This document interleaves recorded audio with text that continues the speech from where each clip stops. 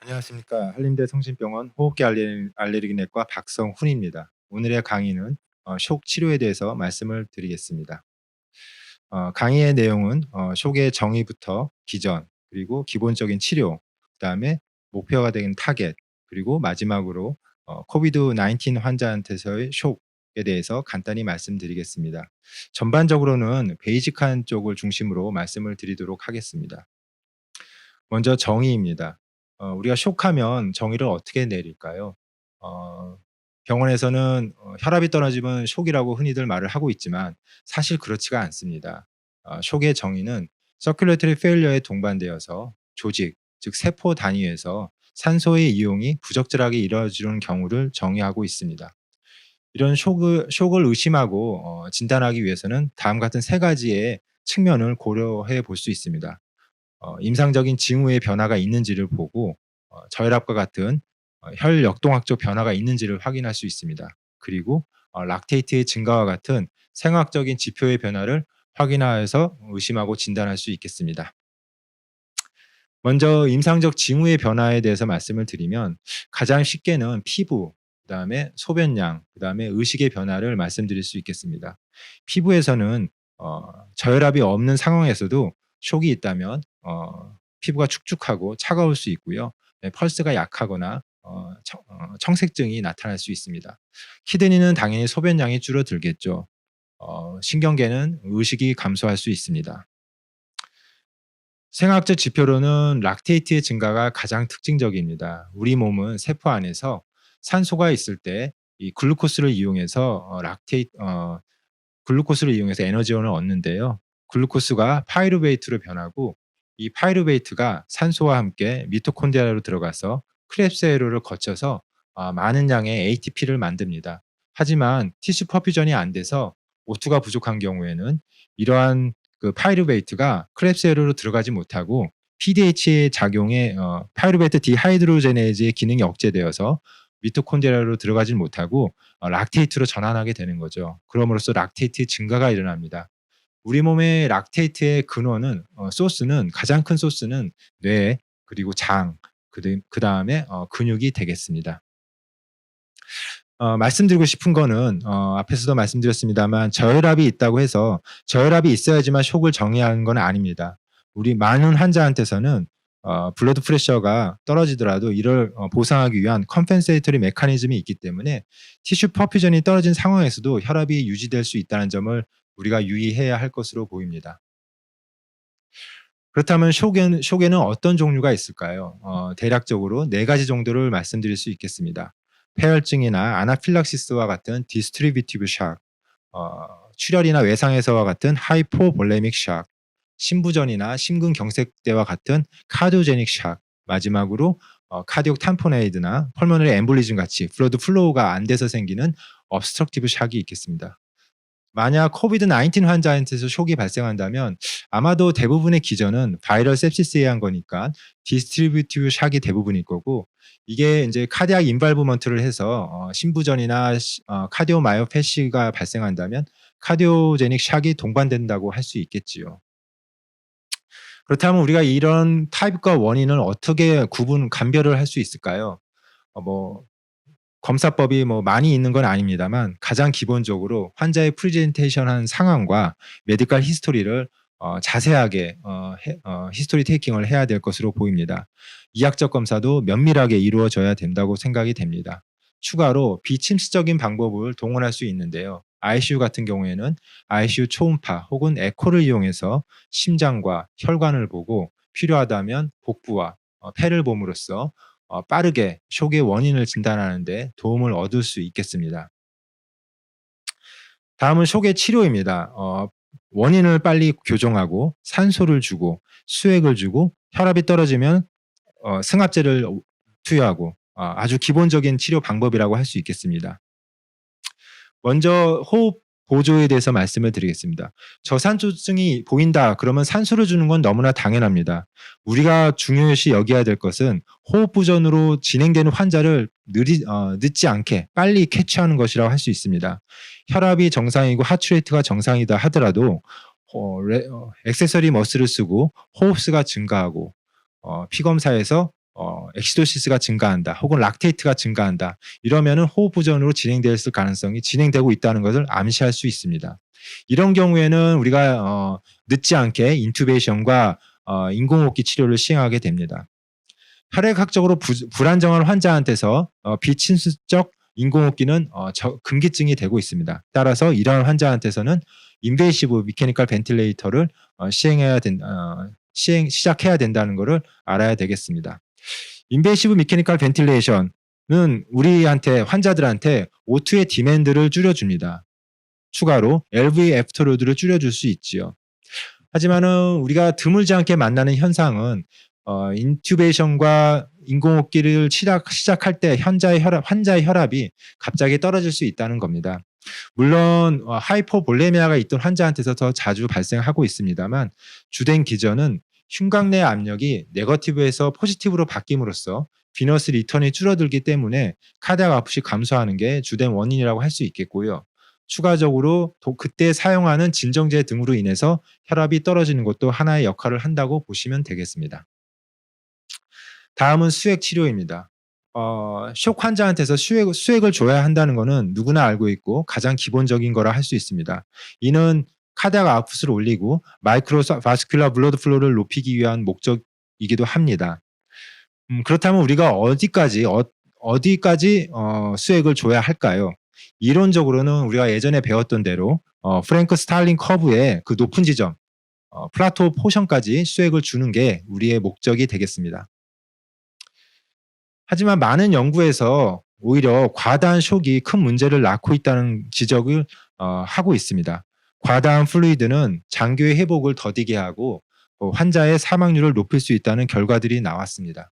따라서 초기의 얼리 리서시테이션, 수액을 이용한 얼리 리서시테이션은 매우 중요합니다. 블러드 플로우를 높여야 되기 때문이지요. 하지만 수시간이나 하루 이틀 지나서 일정한 스테디 스테이트에 이르게 된다면 그 후로는 볼륨을 줄여야 됩니다. 제로 밸런스나 네거티브 밸런스를 유지하는 게 중요하다고 생각이 됩니다. 이렇게 제로 밸런스나 네거티브 밸런스를 꼭 생각을 하셔야 됩니다. 그 다음에 우리가 수액을 줄 때 주로 이용하는 지표가 프리로드 파라미터입니다. 제일 흔하게 사용하는 게 CVP죠. 혹은 예전에는 수환간즈도 사용했었습니다. 그리고 초음파를 이용할 수 있다면 엔드 다이어스톨릭 볼륨을 측정할 수 있죠. 하지만 이런 스타틱 베리어블들은 가이드라인에서는 권장하고 있지는 않습니다. 플루이드 리스판시브니스를 반영하지 못하기 때문이지요. 그래서 권장되는 사항은 이러한 스태틱 베리어블보다는 다이나믹 베리어블을 이용하라고 되어 있고 한 가지보다는 여러 가지를 같이 고려해서 판단하는 게 중요하겠다라고 말을 하고 있습니다. 따라서 다시 말씀드리면 우리가 알아둬야 될 거는 프리로드가 올라간다 해서 이게 카디악 아웃풋이 증가된다는 걸 뜻하지 않는다는 거를 알아야 될 것으로 생각이 됩니다. 그래서 플루이드 리스판시브니스를 보는 게 중요하긴 합니다. 근데 몇 가지 테스트들이 있습니다만 시행하기가 그렇게 수월하지는 않습니다. 더 중요한 거는 대부분의 테스트들이 해석하기 어려운 부분, 해석하기 어려운 중간 부분, 그레이존이 있다는 점을 아셔야 될 것으로 생각이 됩니다. 특히 인공호흡기 환자들이 많은데요. 인공호흡기 환자들한테서 시행할 수 있는 테스트는 스트로크 볼륨 베리에이션, 펄스 프레셔 베리에이션, RVC 컬랩서빌리티를 측정할 수 있는데요. 제한 조건이 있습니다. 하이 타이달 볼륨을 유지해야 되고 환자를 풀 세데이션 시켜야 되고요. 부정맥이 없어야 된다는 전제 조건이 있습니다. 약간은 까다롭지요. 다음은 승합제를 설명을 드리고자 합니다. 승합제는 오른쪽 표에 보시듯이 아주 다양하게 있습니다. 크게 나누면 카테콜라민 계통의 약과 바소프레신이 있지요. 알파에 주로 작용하는 노르에피네프린이 제일 흔하고요. 그 외에 도파민, 그 다음에 말씀드린 대로 바소프레신이 있습니다. 우리가 현재 사용하는 바소프레신은 넌셀렉티브입니다. V1, V2 리셉터에 다 작용을 하는 거죠. 가장 아이디어한 거는 우리가 원하는 거는 V1 셀렉티브 드러그라고 할 수 있겠습니다. 먼저 네피를 보시면 네피는 뭐니 해도 쇼크 환자한테서 퍼스트 초이스입니다. 프리도미넌트하게 알파 아드레너지직 액션을 가지고 있지요. 폐혈증 쇼크를 포함해서 가장 먼저 써야 되는 약입니다. 도파민은 프리도미넌트하게 베타 아드레너지직 약입니다. 사실 도파민도 혈압을 올리는데 중요한 역할을 할 수 있지만은 2010년도에 노르에피네프린과의 비교 연구에서 봤을 때 부정맥의 빈도가 거의 2배 정도 높았고요. 시민성 쇼크 환자에서 오히려 시민성 쇼크 환자에서요. 도파가 사망률을 높인다는 결과를 보고하였습니다. 따라서 이 이후로 도파민을 사용하는 빈도는 크게 감소하고 있습니다. 에피네프린 하면 우리가 CPR 때 많이 사용하죠. 왜냐하면 에피네프린도 역시 프리도미넌트하게 베타 아드레너직 이펙트를 가지고 있기 때문입니다. CPR 심정지 상황에서의 퍼스트 초이스가 될 수 있고요. 하지만 단점으로는 부정맥의 빈도가 늘고 락테이트 증가를 일으킬 수 있다는 점에 유의해야 될 것입니다. 앞에서 말씀드린 바소프레신은 폐혈증 환자에서는 엔도진에서 바소프레신 농도가 많이 감소한다는 보고들이 있었습니다. 이에 근거해서 노르에피네프린과 함께 많이 쓰고 있었죠.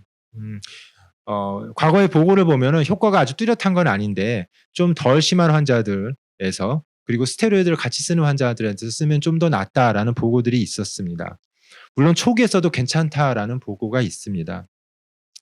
하지만 바소프레신이 바소 컨스트릭션으로 인해서 카트, 리버, 키드니 등 메이저 장기의 블러드 플로우를 줄일 수 있습니다. 따라서 카디악 아웃풋이 충분히 유지되는 환자한테서 바소프레신을 쓰도록 권장이 되고 있습니다.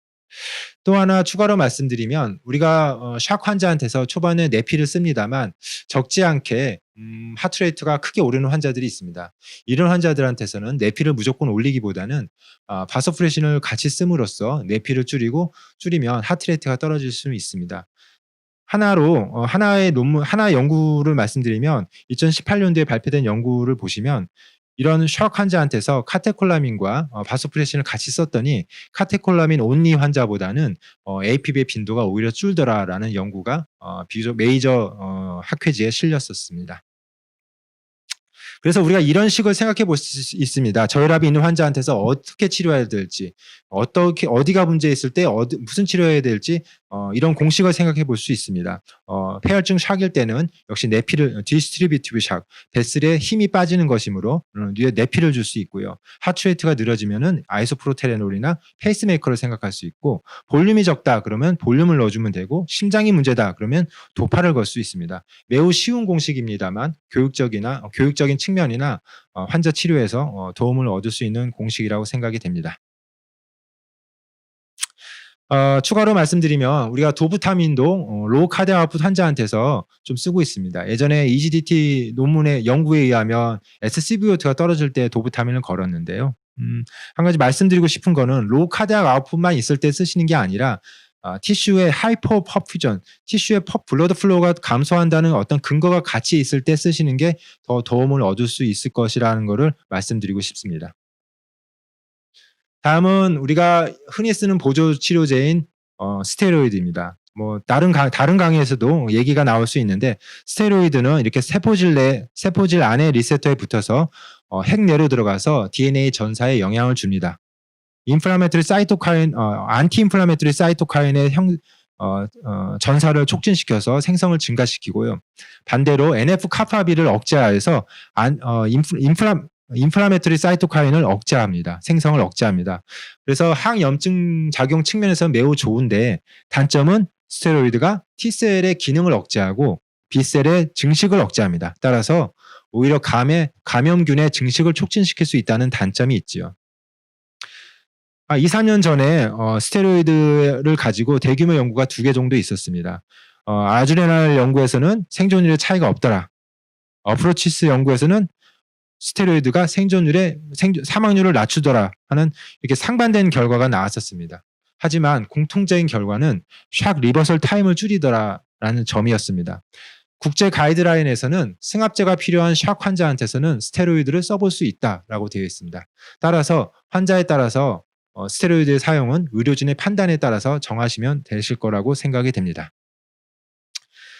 우리가 치료의 목표를 정할 때 샥을 치료를 하면서 반응이 있는지를 볼 때 제일 흔하게 보는 게 역시 혈압입니다. 폐혈증 샥에서는 민 아테리얼 프레셔로 65 이상을 맞춰주라는 게 우리의 목표입니다. 하지만 사람 몸이 다 똑같지가 않습니다. 그래서 BP의 타겟은 반드시 환자의 상태에 따라서 인더비주얼라이제이션 돼야 되는 게 맞는 말입니다. 한 가지 또 유의하셔야 될 거는 일반적인 샥이 아닌 외상에 의한 출혈에 의한 샥은 그 타겟 BP가 낮습니다. BP를 높이면 출혈이 더 조장될 수 있기 때문이지요. 이 점에 유의하셔야 될 것입니다. 또 하나 추가로 말씀드리자면 평상시에 BP가 높게 유지되던 분, 예를 들면 CKD, 만성 신부전이 있던 환자분들한테는 혈압의 목표 혈압을 약간 높이 잡아주신다면 올간 펑션을 유지하는 데 조금 도움이 될 수 있다는 소규모 연구 결과가 있습니다. 참고만 해주시면 되겠습니다. 그래서 우리가 보는 BP나 하트레이트는 쉽게 볼 수 있고 편하긴 한데 이들은 마크로 서큘레이터리 파라미터입니다. 마크로 서큘레이터리 파라미터는 문제는 마이크로 서큘레이터리 블러드 플로우를 반영하지 않는다는 거죠. 우리가 쇼크 환자를 치료할 때 궁극적인 목적은 티슈의 퍼퓨전을 회복시키는 겁니다. 마이크로 서큘레이션을 회복시키는 거죠. 근데 마크로 서큘레이터리 파라미터는 잘 반영을 하지 못합니다. 그렇기 때문에 티슈 퍼퓨전을 나타낼 수 있는 지표인 SCVOT나 락테이트, 캐필러리 리필 타임, 유런 아웃풋, 스킨 모틀링 이런 거를 같이 고려해서 회복 여부, 리스판스 여부를 판단하시는 게 중요하다고 할 수 있습니다. SCVO2는 우리가 리버스의 EGDT 연구 이후로 많이 써왔었습니다만 그 이후에 이루어진 RCT를 통해서 SCVO2의 유용성이 없다라는 결론을 얻었습니다. 인베이시브하기도 하고요. 그래서 사실 SCVO2는 쉽게 말씀드리면 우리 몸에서 쓰고 남은 O2입니다. 따라서 높을수록 몸이 편하다고 할 수 있는데 우리한테 도움이 되는 것은 낮은 수치이지 높은 수치는 도움이 되고 있지는 않습니다. 뭐니 해도 중요한 거는 락테이트입니다. 락테이트, 쇼크에서 O2 세포 내에서의 산소 이용이 잘 안 되기 때문에 락테이트 생성이 증가된다고 말씀을 드렸었지요. 락테이트의 제거는 리버에서 주로 이루어집니다. 그래서 리버 펑션이 많이 떨어진 간 부전 환자한테서도 락테이트가 증가할 수 있습니다. 중요한 점은 락테이트를 반복적으로 측정하는 겁니다. 이미 과거 연구에서도 초기에 쇼크 환자한테서 치료를 하면서 2시간 내에 락테이트가 20% 이상 감소한다면 그 환자의 생존율은 올라갈 수 있다라는 연구 결과가 이미 나왔고요. 또 SCVO2와 같이 비교했을 때 락테이트 클리어런스를 보는 게 훨씬 더 좋고 열등하지 않다라는 결론이 이미 나와 있습니다. 따라서 제가 말씀드리고 싶은 거는 치료하다가 혈압이 돌아오고 환자가 편해졌다고 끝나는 게 아니라 꼭 락테이트와 같은 티슈 퍼퓨전 지표를 측정하셔서 진짜 환자가 회복이 되고 있는지를 꼭 판단을 하셔야 될 것 같습니다. 그래서 다시 말씀드리면 마크로 서큘레이터리 엔드포인트는 BP나 카디악 아웃풋은 마이크로 서큘레이션이나 티슈 퍼퓨전을 반영하지 못한다는 것을 꼭 아셔야 될 것으로 보입니다. 마지막으로 코비드 환자에 대해서 말씀을 조금 드리겠습니다. 최근에 유행하고 있는 코비드 19 환자를 보면 대략 5% 정도가 중증으로 진행이 됩니다. 이런 중증 환자에서의 사망률은 약 20에서 60% 정도 되고요. 고령의 환자나 여러 코모비디티를 가진 환자에서 사망률이 더 높다고 할 수 있습니다. 바이러스가 폐 안으로 들어오면 일정 기간 폐에서 증폭기를 갖습니다. 그리고 약 9일에서 10일 정도 지날 때 이제 인플라메토리 사이토카인이 크게 증가하면서 시스테믹 사이토카인 스톰이라는 그런 현상이 일어나게 되는 거죠. 그럼으로써 ARDS, AKI, 그다음에 신부전 이런 게 발생할 수 있습니다. 사실 코비드 19 환자한테서 발생하는 쇼크의 기전은 무엇인가라고 물어보신다면 앞서서 말씀드렸듯이 박테레미아에 의한 septic shock하고 약간은 다른 면이 있겠습니다만 바이러스에 의한 sepsis라고 생각했을 때 디스트리뷰티브 샥이 주된 기전이지 않을까 생각이 됩니다. 물론 그 안에는 사이토카인 스톰이나 마이크로 서큘레이터리 디스펑션 등의 기전이 작용을 한다고 보시면 되겠습니다. 하지만 적지 않은 환자 중에서도 카디악 인발브먼트가 일어나고 있습니다. 바이러스에 의해서 직접적인 공격을 받거나 아니면 하이퍼 인플라메토리 스테이트에 의해서 사이토카인에 의해서 공격을 받거나 아니면 저산소증에 의해서 의해서 스트레스를 받거나 해서 카디악 펑션이 떨어질 수 있습니다. 이 점을 같이 고려하셔야 될 것으로 생각이 됩니다. 이들 코비드 19 환자들에서 발생하는 쇼크의 치료는 과연 다를까? 그렇다고 보지는 않습니다. 일반 쇼크 환자한테서의 치료와 거의 대동소이하다고 생각이 됩니다. 치료약에서는 지금까지 여러 가지가 시도되었고 초기에 썼던 칼레투라, 클로로킨이 있었습니다만 최근 연구 결과를 보면 효과가 없다는 연구 결과가 나오고 있습니다. 하지만 최근에 에볼라 때 썼던 약인 RNA 폴리머레이즈 이니비터인 렘데스비어가 환자의 아웃컴을 좋게 하더라는 연구가 뉴 잉글랜드 저널 오브 메디슨에 실렸습니다. 그 안을 자세히 들여다보면은 심한 환자, 인공호흡기를 달거나 에크모를 할 정도로 심한 환자한테서는 효과가 매우 미미했습니다. 이 그림에서 보시듯이 산소 치료만 한 환자에서 렘데스비어의 효과가 좀 더 두드러지게 나타났다는 걸 확인할 수 있었죠. 그래서 이 결과를 본다면 다른 바이러스 치료와 같이 치료를 하려면 좀 초기에 하는 게 좀 도움이 될 수 있겠다는 걸 알 수 있습니다. 오른쪽은 스테로이드입니다. 스테로이드가 바이러스에서 치료에 효과가 있다고는 증명되지는 않았습니다만 최근에 덱사메타존을 썼더니 코비드 환자의 아웃컴이 좀 좋더라라는 결과가 아주 소규모 연구 결과가 나왔었습니다. 덱사메타존 하면은 코티졸보다 한 20배 강력하고 작용 기간도 한 수일 됩니다. 좋은 것 같습니다만 우리가 생각해야 될 것은 과연 언제 투여하느냐도 문제일 것 같습니다. 언제 투여하는 게 좋을까요? 앞에 스테로이드의 장단점을 말씀드린 걸 생각하신다면 어느 정도 초기에 주는 것보다는 하이퍼 인플라메이션이 시작될 때 사이토카인 스톰이 시작될 무렵에 주는 게 좀 적절하지 않을까 생각을 할 수 있습니다. 지금까지 초기 진단과 치료에 이르기까지 간단하게 기본적인 걸 중심으로 설명을 드렸습니다.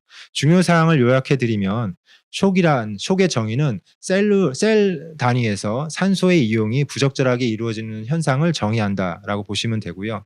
샥에는 4가지 정도의 타입이 있는데 서로 배타적이지 않고 혼재되어 있을 수 있다는 것을 아셔야 될 것입니다. 당연히 초기에 적절한 치료를 통해서 올간 페일로로 진행하는 걸 막는 건 중요합니다. 환자를 치료할 때 치료의 반응을 볼 때 헤모다이나믹하게 어세스먼트를 하는 것도 중요하지만 생화학적 지표의 하나인 락테이트를 반복적으로 보셔서 치료하는 게 중요합니다. 중환자들에게는 해를 안 주는 게 누누이 강조되고 있습니다. 사실 우리 몸은 손상을 입었을 때 상처를 입었을 때 저절로 회복하려는 기능을 가지고 있습니다. 이런 상황에서 밖에서 외부에서 무리하게 과하게 치료를 한다 하면 환자한테 오히려 해가 입을 수 있다는 점을 우리가 알아야 될 것으로 생각이 됩니다. 이만 강의를 마치겠습니다. 경청해 주셔서 감사드립니다.